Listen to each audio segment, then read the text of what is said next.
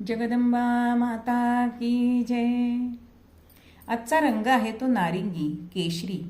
हा रंग उत्साहवर्धक असतो आणि स्फूर्तिदायी सुद्धा असतो. हा रंग तांबडा आणि पिवळा या दोन उष्ण रंगांच्या समप्रमाणाचे मिश्रण आहे. त्यामुळे तो तेजस्वी पण आहे आणि उबदार पण आहे. शास्त्रीयदृष्ट्या या रंगाच्या सान्निध्यामध्ये मेंदूला प्राणवायूचा पुरवठा होतो आणि सकारात्मक मानसिकता वाढीस लागते. नारंगी रंग हा तरुणाईचा रंग आहे. या रंगातून अमर्याद अशी ऊर्जा मिळते. तसेच यात आनंदीपणा समाविष्ट झालेला आहे. यात आध्यात्मिक प्रवृत्तीचा असल्यामुळे त्यात त्यागी प्रवृत्तीसुद्धा तो दाखवतो. म्हणून ध्वजाचा सुद्धा तो रंग पहिला आहे 3 रंगांमध्ये.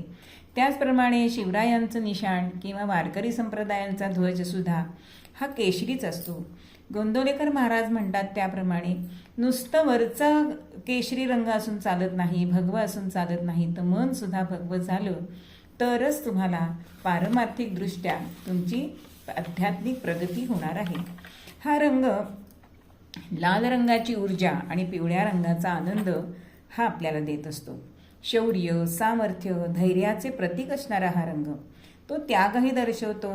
भगवा रंग साधेपणा आणि पावित्र्याचे प्रतीक आहे. ज्ञानाचे प्रतीकही या रंगाला म्हटलं जातं.